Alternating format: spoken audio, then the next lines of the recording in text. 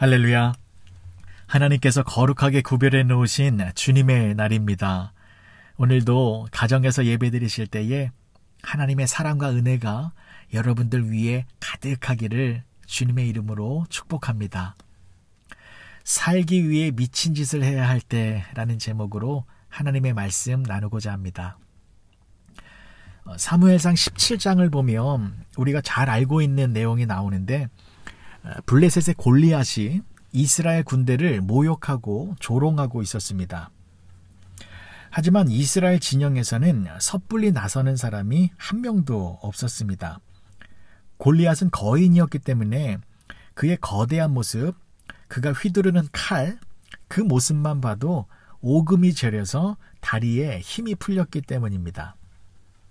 모두가 사시나무 떨듯 벌벌벌벌 떨고 있을 때에 소년 다윗이 나타났습니다. 다윗은 무섭지 않았습니다.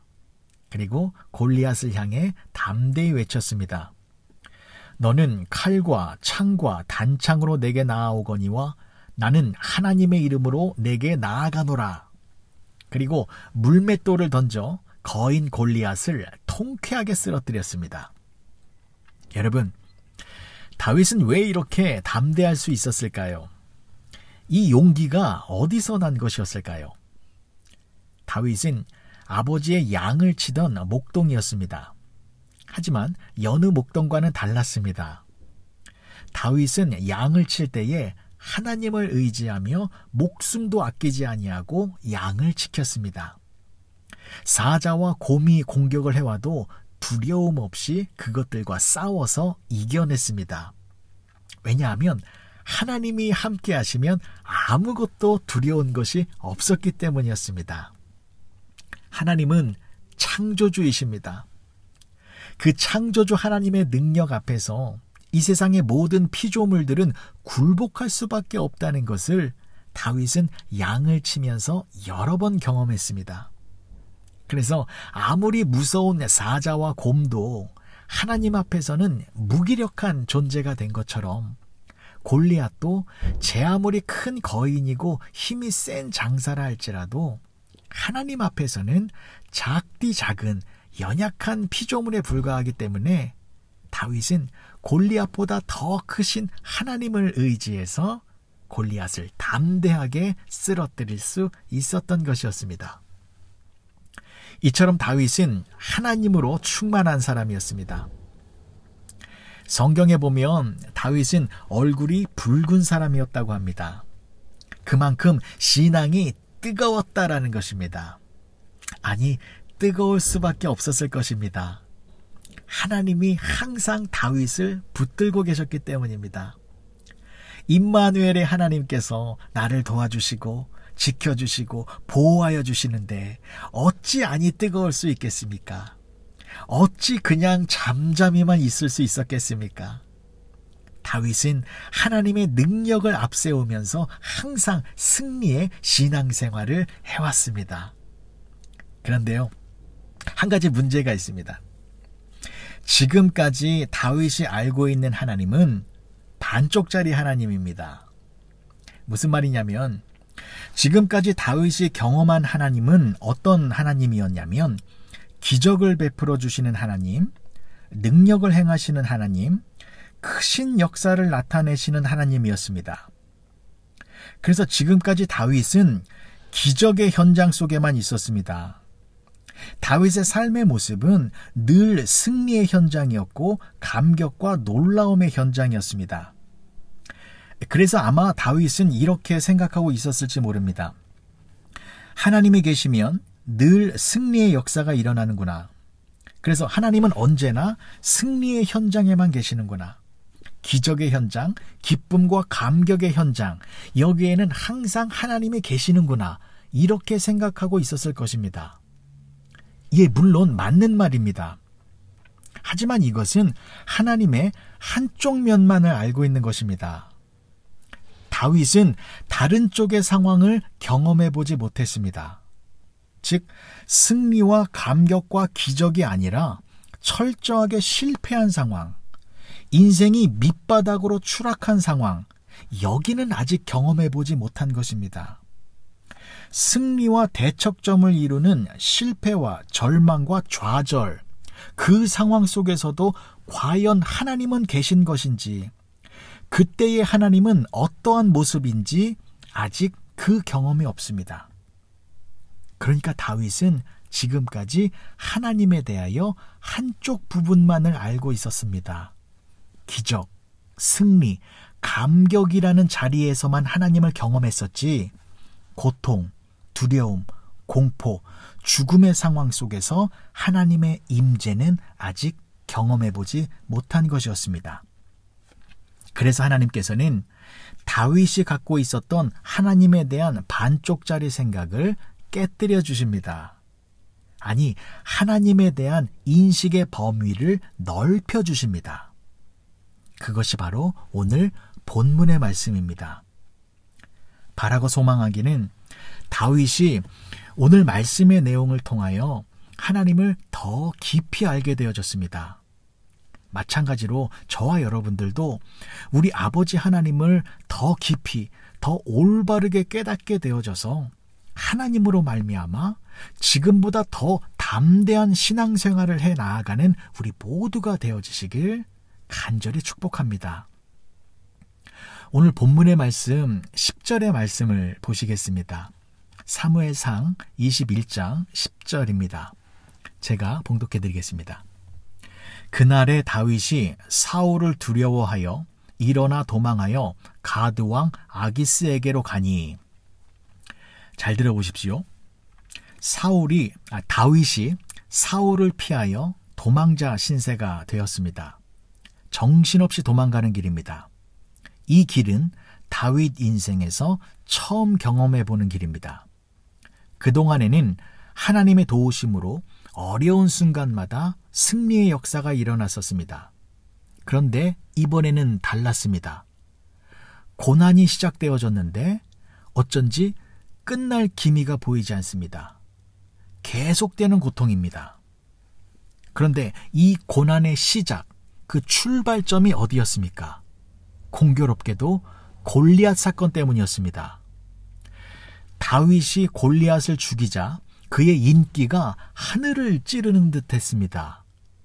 이스라엘 모든 성읍에서 여인들이 나와 춤을 추며 노래를 하는데 그 노래가 이랬습니다.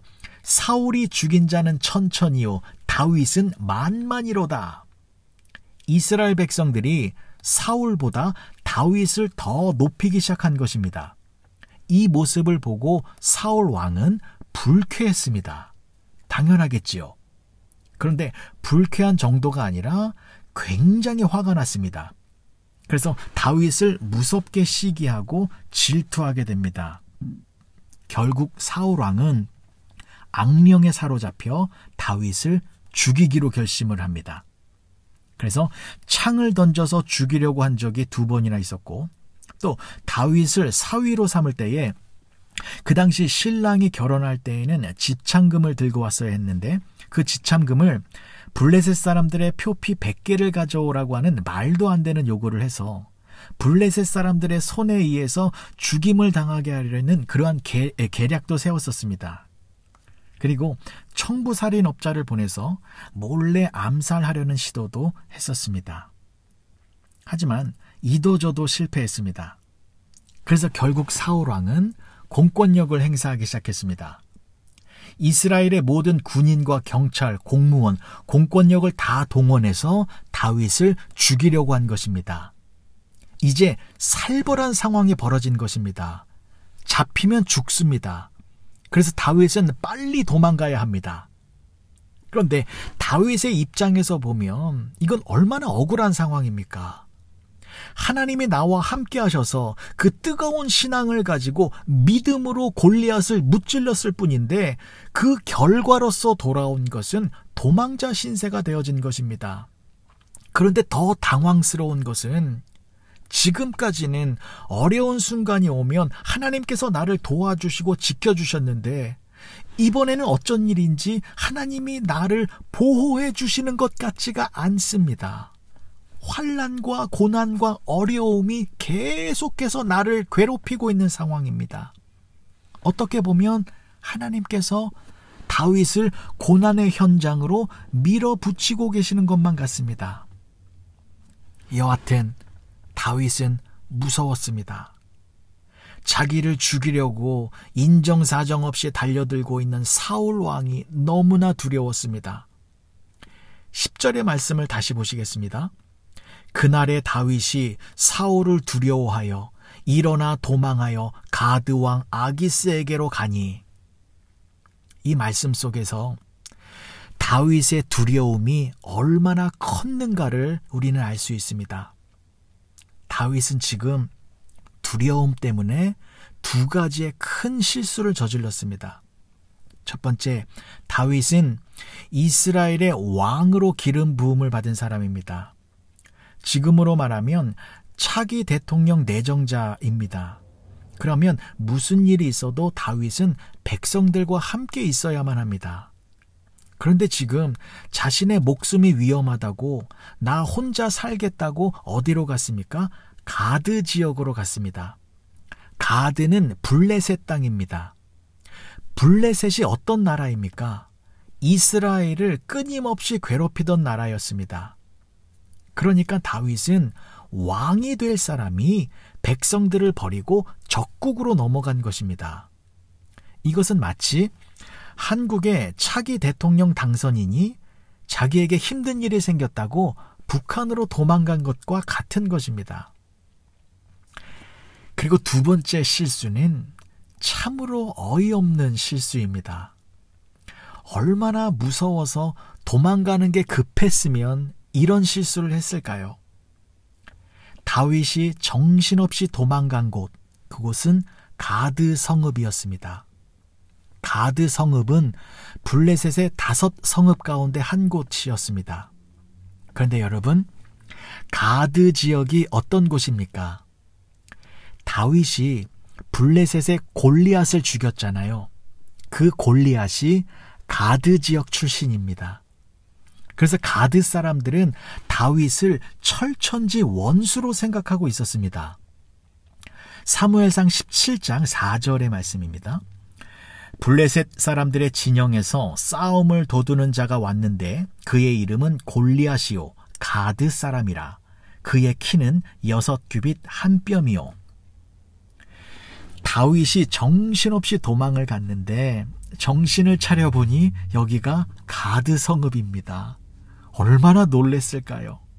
그것도 가드성의 시장이나 동네 어귀에 있는 것이 아닙니다. 왕 앞에 와 있습니다. 가드 왕 아기스 앞에 와 있는 것입니다. 그러니까 사울 왕이 무서워서 도망쳐 왔는데 하필 적국의 왕 앞에 있게 된 것입니다. 다윗은 얼마나 황당하고 또 얼마나 두려웠을까요? 그런데 진짜로 염려했던 문제가 터집니다. 11절의 말씀 보시겠습니다. 사무엘상 21장 11절입니다. 아기스의 신하들이 아기스에게 말하되 이는 그 땅의 왕 다윗이 아니니까 무리가 춤추며 이 사람의 일을 노래하여 이르되 사울이 죽인 자는 천천히요 다윗은 만만이로다 하지 아니하였나이까 한지라. 신하들이 지금 무슨 말을 하고 있는 거냐면 왕이시여 이 사람은 다윗입니다. 골리앗을 죽인 우리의 원수 중의 원수입니다. 당장 죽여야 합니다. 다윗은 큰일 난 것입니다. 살려고 도망쳐 왔는데 여기서 꼼짝없이 죽게 생겼습니다. 12절의 말씀을 제가 읽어드리겠습니다. 다윗이 이 말을 그의 마음에 두고 가드 왕 아기스를 심히 두려워하여 다윗이 심히 두려워하고 있습니다. 조금 전에 10절의 말씀에서는 사울을 두려워했지만 이었는데 여기서는 지금 아기스 왕 앞에서는 심히 두려워하여입니다. 사울 왕보다 더 무서운 상황 속에 있는 것입니다. 정말로 목숨이 경각에 달렸습니다. 지금 아기스 왕이 저자를 당장에 처단하거라 이 명령 한마디 떨어지면 그 자리에서 죽는 겁니다. 도망갈 수도 없었습니다. 왕 앞에 있기 때문에 무장한 군인들이 사방에서 포위하고 있었습니다. 상상해 보십시오. 너무나도 두렵고 무서운 상황 아니었겠습니까? 그런데 더 당황스러운 것은 하나님은 도대체 어디 계시는 것입니까? 내가 지금 죽게 생겼는데, 내가 이렇게 무섭고 두렵고 미치겠는데 하나님은 왜 나를 이렇게 내버려 두시는 것입니까? 하나님, 내가 무엇을 어떻게 해야 합니까? 다윗은 이 위기의 순간에 무엇을 어떻게 해야 할지 몰랐습니다. 그래서 결국 다윗이 행한 일 무엇이었습니까? 13절의 말씀입니다. 그들 앞에서 그의 행동을 변하여 미친 채 하고 대문짝에 그적거리며 침을 수염에 흘리매. 위기의 순간에 다윗이 보인 행동은 미친 짓이었습니다. 이것은 다윗의 인생에서 가장 치욕적이고 수치스러운 모습이었습니다. 미친 척을 했습니다. 침을 수염에 질질질질 흘렸습니다. 그리고 그 침을 대문짝에 그적그적거리면서 흐느적댔습니다. 영락없는 미친 사람의 행동을 한 것이었습니다. 그런데 이 미친 척을 했더니 그 결과가 어떻게 되어졌습니까? 살았습니다. 죽지 않고 그 자리를 무사히 벗어날 수 있었습니다. 14절과 15절의 말씀입니다. 아기스가 그의 신하에게 이르되 너희도 보거니와 이 사람이 미치광이로다. 어찌하여 그를 내게로 데려왔느냐? 내가 미치광이가 부족하여서 너희가 이 자를 데려다가 내 앞에서 미친 짓을 하게 하느냐? 이 자가 어찌 내 집에 들어오겠느냐 하니라. 사랑하는 윌튼교회 성도 여러분, 다윗이 미친 척을 했습니다. 그래서 살았습니다. 그렇다면 다윗이 미친 척을 했는데 그 미친 행동을 어떻게 했다라는 것입니까? 어설프게 했다라는 겁니까? 아니면 진짜로 미친 척을 했다라는 것입니까? 왕 앞에서 어설프게 보였다면 그 자리에서 죽었을 것입니다. 진짜 미쳐야 합니다. 그래서 누가 봐도 저놈은 미쳤어, 미친놈이야, 이 소리를 들어야만 했습니다. 그런데 아기스 왕이 뭐라고 말을 했습니까? 이 사람은 미치광이로다 라고 말을 했습니다. 그러니까 다윗은 진짜 미친 짓을 한 것입니다. 여러분, 다시 한번 들어보십시오. 다윗은 진짜 미친 짓을 했습니다. 왜요? 살기 위해서. 이유는 한 가지였습니다. 살기 위해서 미친 짓을 한 것이었습니다. 여러분, 미친 짓이 무엇입니까?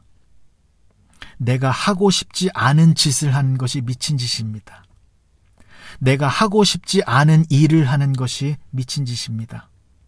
내가 하고 싶지 않은 행동을 하는 것이 미친 짓입니다. 그렇다면 우리는 어떻습니까? 지금 우리는 어떻게 살아가고 있습니까? 우리도 미친 짓을 하며 살고 있지는 않습니까? 살기 위해서 하고 싶지는 않지만, 내키지는 않지만, 그래도 살기 위해서 억지로 하는 일들이 얼마나 많이 있습니까? 참을 수 없는 일을 당해도 살기 위해서는 꾹 참아야 합니다. 정말로 하고 싶지 않은 일이지만 살기 위해서는 어쩔 수 없이 이를 악물고 일을 하고 있습니다. 이 세상에서 제정신으로 살아가고 있는 사람 얼마나 있겠습니까? 세상이 미쳐가고 있는데, 세상이 우리를 죽이려고 무자비하게 달려들고 있는데, 이 험한 세상 속에서 우리가 미치지 않고서야 어떻게 살아남을 수 있겠습니까? 사랑하는 윌튼교회 성도 여러분, 요즘 많이 힘드시지요? 정말 미치겠지요?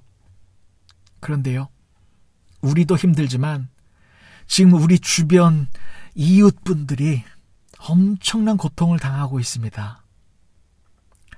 코로나 사태로 인하여서 미국 정부에서 성인 1인당 1200불의 생활 보조금을 지원해 주었습니다. 다들 받으셨지요?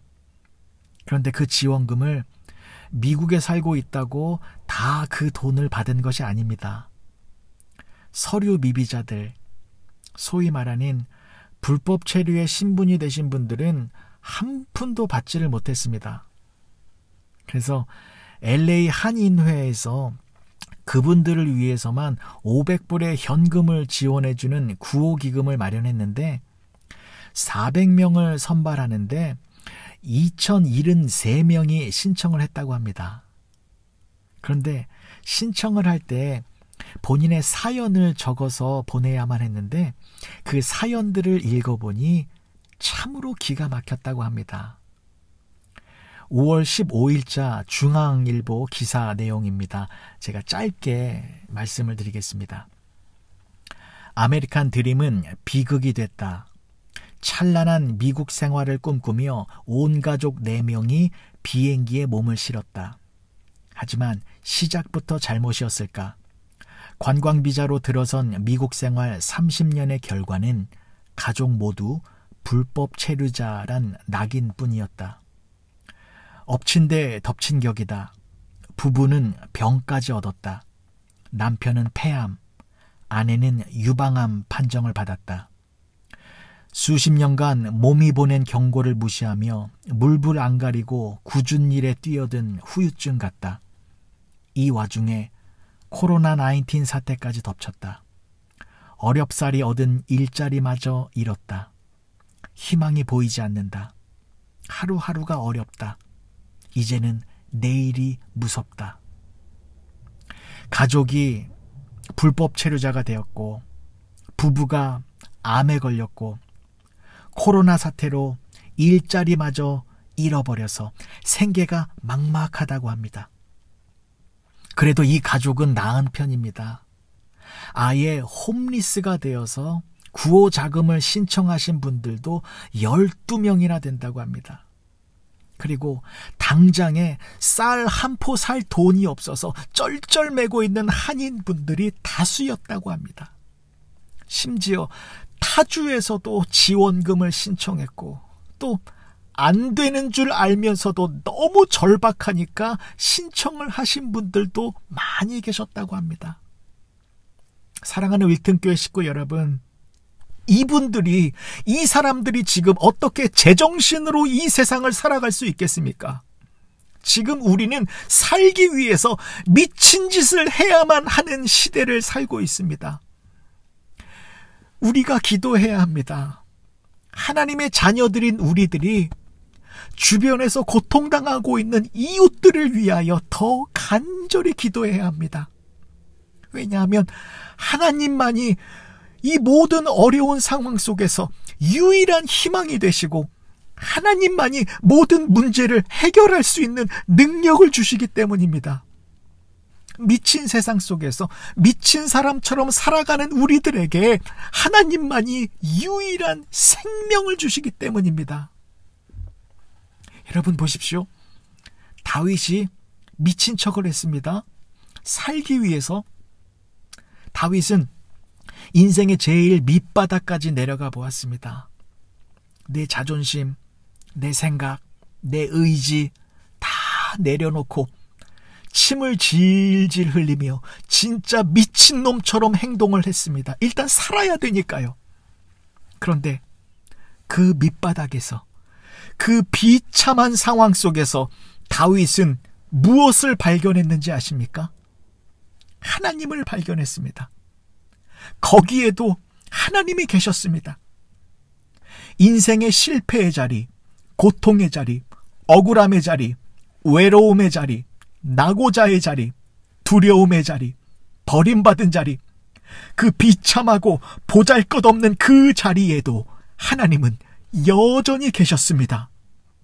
그러니까 우리 하나님은 사자를 죽이고 곰을 때려 눕히고 골리앗을 쓰러뜨리는 그 승리의 현장, 기적의 현장, 감격의 현장에만 계시는 것이 아니라 살기 위해서 미친 짓이라도 해야 하는 그 비참한 자리에도 우리 하나님은 변함없는 모습으로 우리를 지켜주고 계시다라는 것입니다.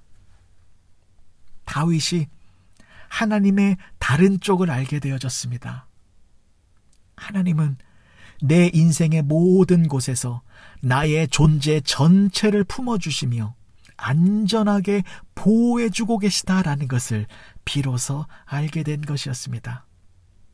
그래서 다윗이 아기스 왕 앞에서 미친 척을 해서 살아남은 이후에 그때 지은 시가 바로 시편 34편입니다. 다 읽어보셨지요?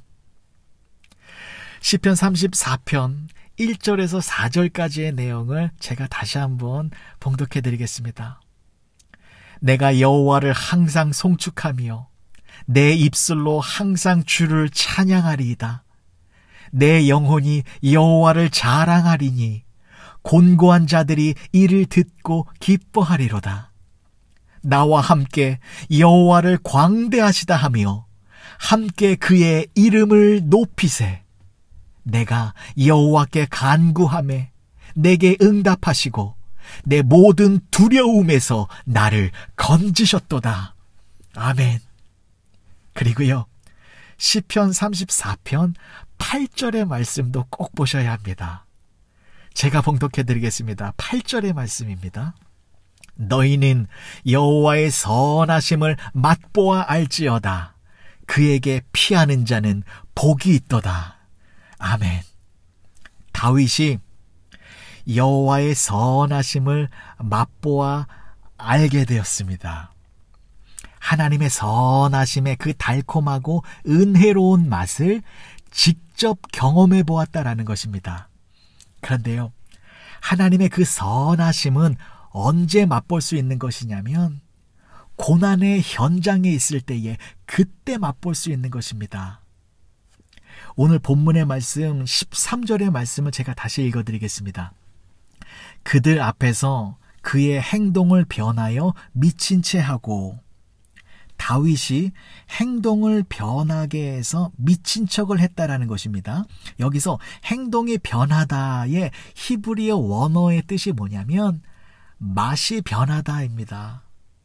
그러니까 정상에서 벗어난 맛, 변한 맛, 살기 위해서 미친 척한 맛, 그 고난의 맛의 상태에 있을 때에 그때 비로소 하나님의 선하심을 맛보아 알게 되었다라는 것입니다. 사랑하는 윌튼교회 성도 여러분, 코로나 사태로 인하여서 세상이 변해가고 있습니다. 맛이 가고 있습니다. 정상에서 벗어나고 있습니다. 미쳐가고 있는 것 같습니다. 하지만 이러한 상황 속에서 저와 여러분들은 하나님의 선하심을 맛보아 알 수 있다라는 것을 잊지 마시기 바랍니다. 맛이 변해가는 이 시대 속에서 하나님의 선하심의 그 은혜의 맛을 우리는 더욱 강하게 경험할 수 있다라는 것입니다. 왜냐하면 세상은 변할지 몰라도 하나님은 변하지 않기 때문입니다.